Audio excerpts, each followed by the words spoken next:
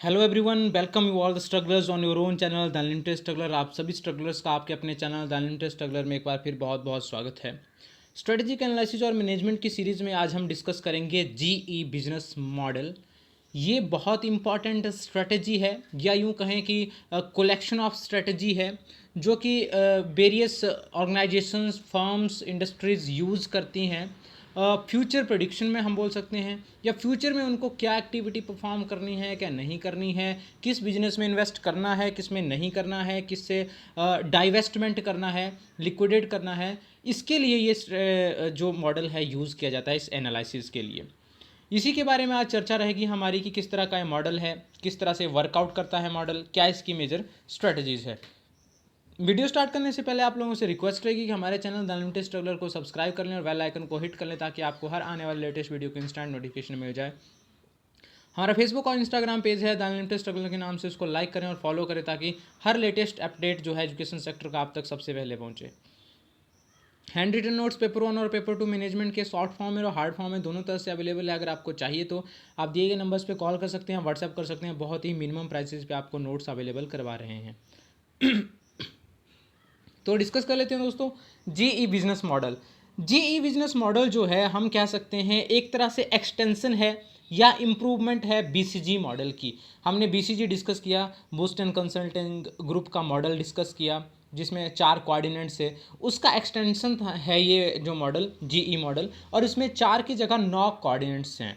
तो 9 कोऑर्डिनेट्स में different strategies वहाँ पे पड़ती हैं। डिपेंड करता है कौन कौन से फैक्टर हैं, किस हिसाब से आप कंसीडर कर रहे हैं, किस तरह से रेटिंग देते हैं उनको, और किस तरह से आप एनालिसिस परफॉर्म करते हैं। तो उस तरह से उन कोऑर्डिनेट्स में जहाँ पे आपकी जिस भी कोऑर्डिनेट में आपकी जो ऑर्गेनाइजेशन है या बिजनेस फर्म है वो फॉल कर रही है, उसके हिसाब से आप स्ट्रेटजी अप्लाई करेंगे। अच्छा, इसको जीई मैट्रिक्स क्यों बोलते हैं? क्योंकि इसको डेवलप किया था जनरल इलेक्ट्रिकल कंपनी ने, और जो जनरल इलेक्ट्रिकल कंपनी की कंसल्टेंसी ग्रुप था और मैकेंजी के द्वारा जो था ये मॉडल जो था वो डेवलप किया गया था 1970s में। ये मैंने जैसा आपको बताया 9 सेल मॉडल है, एक ग्रिड मॉडल जिसमें 9 सेल हैं। 9 सेल माने 9 कोऑर्डिनेट्स हैं। और उसमें जो आपका वेरियस स्ट्रेटजीज बताई गई हैं, डिफरेंट जो आपके फैक्टर्स हैं उनको कंसीडर करके। अच्छा, इसमें 2 एक्सिस हैं, X axis, Y axis. X axis की मैं बात करता हूँ, एक एक्सिस में मैं बात करता हूँ तो उसमें स्ट्रेंथ जो फर्म की होंगी उनको उसको मद्देनज़र रखा गया है। और दूसरा जो कोऑर्डिनेट है, दूसरे जो एक्सिस है उसमें इंडस्ट्री अट्रैक्टिवनेस को मद्देनज़र रखा गया है, या उसके जो फैक्टर्स होंगे वो उस तरफ होंगे, इंडस्ट्री अट्रैक्टिवनेस की तरफ। तो बीसीजी मॉडल की अगर हम बात करें तो उसमें वो लिमिटेड था प्रोडक्ट लाइन तक, सर्विस तक, वो उसके बारे में बताता था, मार्केट शेयर के बारे में बताता था। ठीक है, और उसका जो मार्केट शेयर है कितना है, किस फर्म का, किस तरह से वर्कआउट करती थी, ये बताता था हमें। ठीक है, लेकिन इसमें जो है ये हमें बताता है कि किस तरह से इंडस्ट्री की अट्रैक्टिवनेस कितनी है, क्या उसमें आने वाले टाइम में फ़ायदा होगा उस इंडस्ट्री में कि नहीं। उसको एनालाइज करने के लिए हम वेरियस टूल्स यूज़ करते हैं, और हमारी ऑर्गेनाइजेशन या फर्म की स्ट्रॉन्ग पॉइंट्स क्या हैं, या क्या क्या उसके जो हैं मेजर जो हम कह सकते हैं कि जो हमारे पॉजिटिव पॉइंट्स हैं, स्ट्रेंथ्स क्या क्या हैं। तो इन दोनों को चीज़ों को हम कंसीडर करेंगे और उसके हिसाब से जो है हम प्लॉट करेंगे वेरियस स्ट्रेटजीज, उस ग्रिड में हमारी फर्म या ऑर्गेनाइजेशन कहाँ फॉल कर रही है, और उसके हिसाब से जो है वो फ्यूचर स्ट्रेटजी डिटरमाइन करेंगे अपनी फर्म के लिए। ये मॉडल है जीई मॉडल। इसमें देखिए 9 सेल हैं, और 9 सेल में स्ट्रेटजीज लिखी हुई हैं। इन्वेस्ट, ग्रो है, सिलेक्टिव इन्वेस्टमेंट है, हार्वेस्ट एंड डाइवेस्ट है। ये 3 मेजर स्ट्रेटजीज होती हैं। आपको डिसाइड करना है कि आपकी फर्म कहाँ फॉल कर रही है, उसके लिए हम अभी पढ़ेंगे क्या तरीका है। अब सबसे पहले लो, मीडियम, हाई, 3 इसमें कैटेगरी में बांटा गया है। ये एक तरह से हम बोल सकते हैं रिस्क बोल सकते हैं, या जो इंडस्ट्री अट्रैक्टिवनेस या स्ट्रेंथ ऑफ बिजनेस यूनिट है उनका जो लेवल है, लो, मीडियम या स्ट्रॉन्ग जो है, उसको इसमें बांटा गया है। तो किस तरह से काम करता है, देखिए जब हम बात करते हैं फैक्टर्स की इंडस्ट्री अट्रैक्टिवनेस के लिए, तो उसके लिए हम देखेंगे मार्केट साइज कितना है, मार्केट की ग्रोथ कितना है, मार्केट का पोटेंशियल कैसा है, कस्टमर के टेस्ट एंड प्रेफरेंसेस कैसे हैं, और उसके लिए हम स्ट्रेटजीज यूज़ करते हैं। पेस्टल एनालिसिस हो गया, पॉटर्स 5 फोर्सेस मॉडल एनालिसिस हो गया, ये हम इंडस्ट्री अट्रैक्टिवनेस के लिए हम जो है स्ट्रेटजी यूज़ करते हैं एनालिसिस के लिए। तो जब हमें मालूम हो गया कि इंडस्ट्री की अट्रैक्टिवनेस ठीक है, बहुत सारे फैक्टर ऐसे हैं जो पॉजिटिवली कंट्रीब्यूट कर रहे हैं, इंडस्ट्री की तरफ अट्रैक्ट कर रहे हैं, तो फिर हम एक प्रोसीजर या प्रोसेस फॉलो करते हैं ये फाइंड आउट करने के लिए कि इस इंडस्ट्री में किस लेवल पे जो है अट्रैक्टिवनेस है हमारी पर्टिकुलर फर्म के लिए। तो उसके लिए सबसे पहले हम क्या करेंगे, पहले तो हम फैक्टर डिटरमाइन करेंगे कि कौन कौन से 1 2 3 4 फैक्टर हैं जो अट्रैक्ट कर रहे हैं हमें इस पर्टिकुलर बिजनेस में होल्ड करने के लिए, बिजनेस को कैरी ऑन करने के लिए, या इस इंडस्ट्री में हम इन्वेस्ट करने की बात करें, अगर नया फर्म हमने स्टार्ट करना है तो इन्वेस्टमेंट करने के लिए। जैसे मैंने बोला एक फैक्टर हो गया मार्केट साइज, दूसरा मार्केट पोटेंशियल हो गया, तीसरा कस्टमर टेस्ट एंड प्रेफरेंसेस, इस तरह से जो है वो प्रॉफिटेबिलिटी हो गया, इस तरह से जो है वो फैक्टर्स होंगे। उसके बाद हम वेट असाइन करेंगे कि किस फैक्टर का सबसे ज़्यादा वेट होगा, या किस फैक्टर को हम सबसे ज़्यादा जो है वो वेट असाइन करेंगे। वेट माने हम जैसे मान लीजिए 0.5 0 to 1 के बीच में हम वेट असाइन करते हैं, तो मार्केट शेयर की बात करें तो उसमें 0.8 रख दिया हमने वेट, ठीक है। मार्केट साइज की बात करें तो 0.7 उसमें हम वेट असाइन कर दिया। इस तरह से हम वेट जो है वो असाइन करेंगे। इसके बाद जो है rate each business unit against each factor on a scale. अब हम क्या करेंगे, हम जितने भी हमारे यूनिट्स हैं, जितने भी नंबर ऑफ प्लांट्स हैं, उनको हम रेट करेंगे वो सारे बिजनेस यूनिट को एक एक फैक्टर के अगेंस्ट। जैसे सपोज मेरे 3 प्लांट हैं, plant A, plant B, plant सी, या 3 यूनिट है, यूनिट 1, यूनिट 2, यूनिट 3। तो यूनिट 1 के लिए जो मार्केट साइज है वो हो सकता है 0.7, हम उसको वेट असाइन करें। हो सकता है यूनिट 2 के लिए जो हम वेट असाइन करें वो 0.6 हो। डिपेंड करता है, डिफरेंट हमारा वो उसमें लेवल हो सकता है। चाहे हम फंक्शनिंग की बात करें, एक्टिविटीज़ की बात करें, परफॉर्मेंस की बात करें, असेट्स की बात करें, इस तरह से। तो फिर हम क्या करेंगे, give each business unit a weight rating each factor by multiplying its rating by the weights for that factor. हम क्या करेंगे, रेटिंग करेंगे अपने यूनिट्स की, जैसे प्लांट 1 2 3 या यूनिट 1 2 3 की। हम जो सबसे बढ़िया वाला होगा उसको हम बेस्ट रेटिंग देंगे, जो सबसे कम प्रॉफिटेबिलिटी या जिसमें ज़्यादा स्कोप नहीं है उस यूनिट को हम जो है वो सबसे कम रेटिंग देंगे इसमें।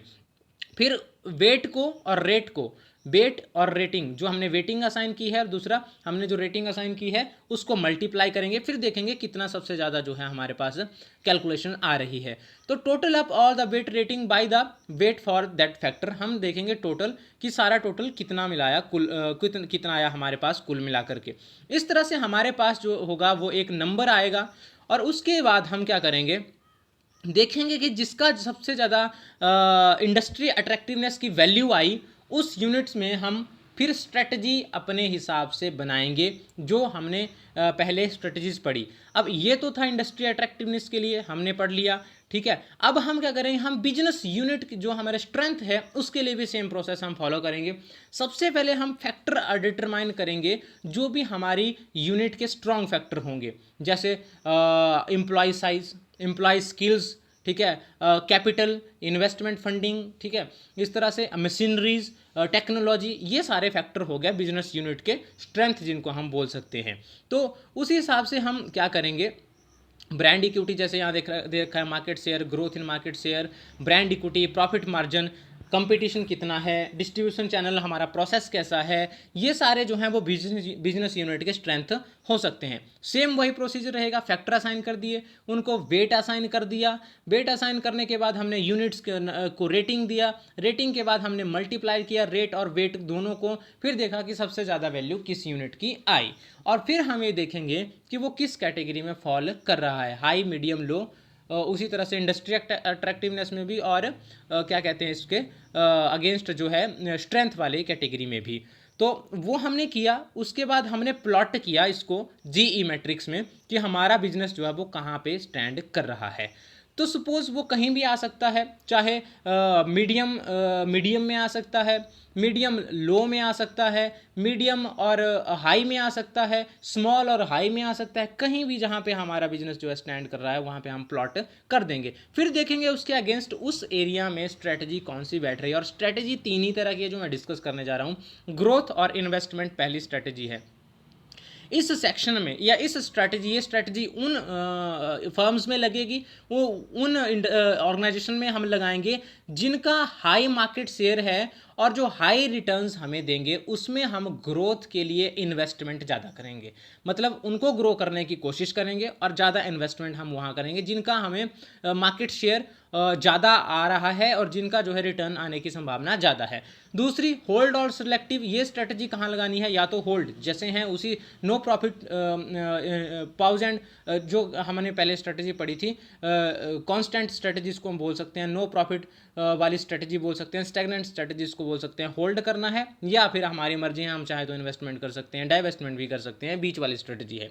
इसमें वो यूनिट्स आएंगे जिनकी हम पूरी तरह से ये संभावना नहीं बोल सकते कि ये हमें वाकई प्रॉफिटेबिलिटी देगी, और यूनिट हमारी हो भी सकता है, नहीं भी हो सकता है। मतलब जहाँ पे 50-50 चांस है वहाँ पे होल्ड और सेलेक्टिव कैटेगरी की हम जो है स्ट्रेटजी लगाएंगे। इसके बाद थर्ड स्ट्रेटजी आती है हार्वेस्ट और डाइवेस्टमेंट स्ट्रेटजी।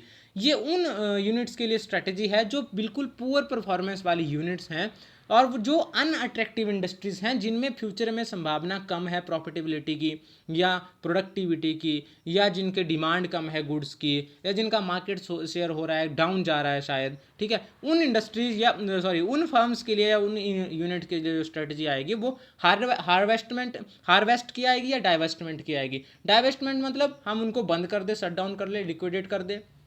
हार्वेस्ट मतलब हम उस पर नया फंड जो है अलोकेट करें, दोबारा से इन्वेस्टमेंट करें बहुत ज़्यादा और उनको सर्वाइव करने की कोशिश करें, लेकिन इसके लिए पैसा बहुत ज़्यादा चाहिए होगा। एक बार मैं फिर आपको जो है वो पिक्चर पे दिखा देता हूँ, इस ग्रिड में दिखा देता हूँ। देखिए ये ग्रिड है। अगर तो आपकी फर्म की अट्रैक्टिवनेस और आपकी फर्म के स्ट्रेंथ दोनों लो कैटेगरी के आते हैं तो आप जो है वो हार्वेस्ट या डाइवेस्टमेंट वाली स्ट्रेटजी लगाएंगे। अगर मीडियम अट्रैक्टिवनेस है और स्ट्रेंथ जो है वो लो कैटेगरी का है तब भी आप हार्वेस्ट और डाइवेस्टमेंट की स्ट्रेटजी अपनाएंगे। अगर आपकी अट्रैक्टिवनेस जो है वो मीडियम है और इसमें अगर बात करें हम क्या कहते हैं लो है आपका स्ट्रेंथ, तो भी आप हार्वेस्ट या डाइवेस्टमेंट की स्ट्रेटजी लगाएंगे। अगर आपकी इंडस्ट्री अट्रैक्टिवनेस स्ट्रांग है और स्ट्रेंथ लो है तो सिलेक्टिव इन्वेस्टमेंट, ठीक है, होल्ड या इन्वेस्टमेंट। अगर आपकी इंडस्ट्री अट्रैक्टिवनेस मीडियम है और स्ट्रेंथ जो है वो लो है तो आप सिलेक्टिव इन्वेस्टमेंट की लगाएंगे। अगर इंडस्ट्री अट्रैक्टिवनेस लो है और इसमें हम कह सकते हैं जो स्ट्रेंथ है हमारा वो हाई है तो भी हम जो है वो इसमें सिलेक्टिव इन्वेस्टमेंट की स्ट्रेटजी लगाएंगे। अगर इंडस्ट्री अट्रैक्टिवनेस हमारी स्ट्रांग है और स्ट्रेंथ हमारे मीडियम है तो हम इन्वेस्टमेंट या ग्रोथ स्ट्रेटजी लगा सकते हैं। अगर इंडस्ट्री अट्रैक्टिवनेस हमारी मीडियम है, स्ट्रेंथ हमारे हाई है तो भी हम इन्वेस्टमेंट और ग्रोथ की स्ट्रेटजी लगा सकते हैं। और लास्ट में अगर हमारी इंडस्ट्री अट्रैक्टिवनेस स्ट्रांग है और हमारा जो बिजनेस यूनिट के स्ट्रेंथ्स हैं वो भी बहुत ज़्यादा हाई हैं तो भी हम इन्वेस्टमेंट और ग्रोथ की स्ट्रेटजी लगाएंगे। तो इस तरह से 9 सेल हैं और आपका प्लॉट करेंगे, आप देखेंगे कहाँ पे हमारी जो यूनिट है वो फॉलो कर रही है, उस हिसाब से स्ट्रेटजी लगाएंगे। Thanks for listening, thanks for watching. आज के लेक्चर में इतना ही। अच्छा लगा हो तो लाइक जरूर करें, कमेंट करें, सब्सक्राइब करें और शेयर करें। द लिमिटेड स्ट्रगलर को आप मुझे मेल कर सकते हैं sksankhya666@gmail.com पे, कॉल कर सकते हैं, व्हाट्सएप कर सकते हैं 7627096162 पे अगर आपकी कोई क्वारी होती है तो। Thank you, thanks a lot.